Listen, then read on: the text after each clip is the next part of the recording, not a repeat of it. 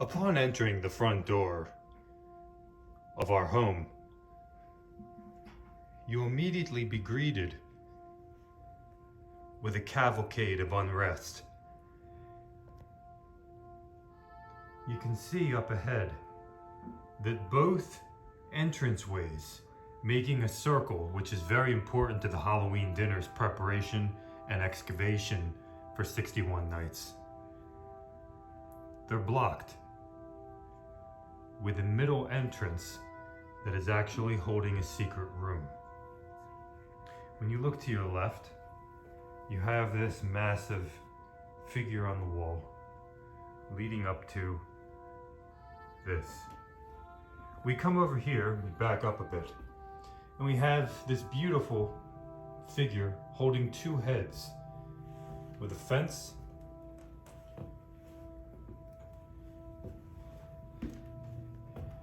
and a bit of an imitation Morticia of sorts. The dining room table is filled with something truly magical. What is the backstory to this? What is actually happening here? That's for you to decide.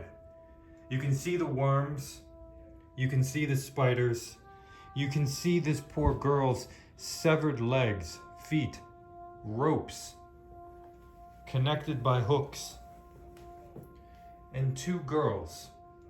What is the story? What is the backstory? What is the actual cinematic story happening here? It's a beautiful expression. We look up, still in this room, and the windows are covered in beautiful expressions of the macabre. It's very important to have your windows completely covered. We see a life-size figure of Elvira. And on this most special of tables, you will notice something. A coffin. And on the coffin, a skeleton that is just about completely formed. Every Friday and Saturday night from September and October, our daughter Nico has had to find a bone somewhere in our house in the dark. As she explores the top floor and the bottom floor, she has had to find a bone. As she collects these bones, she puts together a skeleton. And every night at dinner, more is revealed of the story as she unscrambles a word on the dinner table, writes that word down in a book, and soon she will get the instructions on how to bring this skeleton and all the creatures inside the house to life. There's the front door. I just turned around. And now we see this. We turn here and we see this. Huge flag of Clown Beauty. I think he's very funny. I love his smile and his expression and what he's hanging. Let's look into this room of our sunken living room, for this is where magic lies. We have a bit of a bug infestation in here, as you can see, all over the carpeting. We have an old baby crib with some more bugs in there and some bones. On top of this beautiful magical table, a double spider of sorts, an arachnophobic dream. Here, two spiders, one on top of the other. Our couch is filled side to side with beautiful Halloween pillows and a girl on a tricycle and two severed heads. Behind me, windows are covered like a castle, witch and lit up ghosts for the nightfall. Two multicolored skeletons adorn, and this beautiful, humongous witch lies right here. A table being guarded by the Pumpkin King filled with blood. A piano surface being guarded by Elvira. And candles that are lit at night and a spooky world around her. And let us not forget the most magical windows Huge windows adorned and covered with the macabre and with everything Halloween. On the floor, you just heard the bones. Be careful not to trip. Those who trip into their own grave. On the floor, that and this beautiful expression. As I turn around our plant ahead, bones that light up at night, and a huge expression. Another flag adorns this wall. Enter if you dare. Now let's go in. I think it's time. Which side shall I do? Let's do this one with the hand. Now come in and we see a rat on top. We move past that rat and see a skeleton greeting you.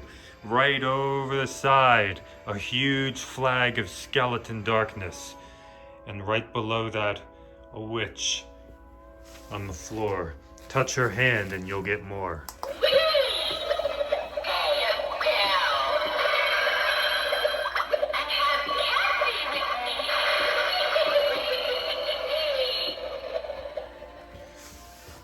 Doors are adorned with the most beautiful skeletons from the Beastol 1970s collections of Halloween goodness. On the stairwell, witches reach out to try to grab you. But there's more. Let's turn to the right and see where the Halloween dinners reside every night in the dark, only lit by these candles and these skeletons. 61 nights of Halloween dinners happen here. You know, I sometimes will tell people to make sure that during the Halloween season, you don't do anything else that isn't Halloween. Every single night, 61 nights adorned with Halloween. As a matter of fact, I like to tell people, you shall really only do stuff for Halloween 365 days a year. Your house should be more than a home. It should house Halloween. It should see you from above and down below.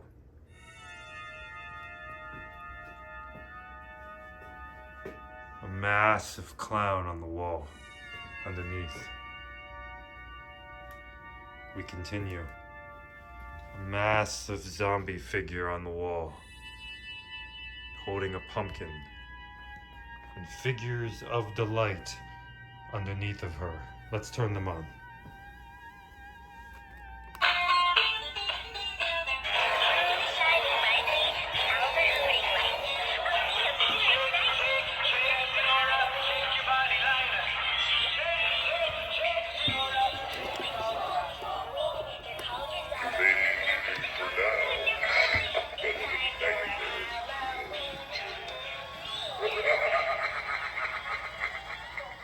Sometimes it hurts so much, all you can do is laugh.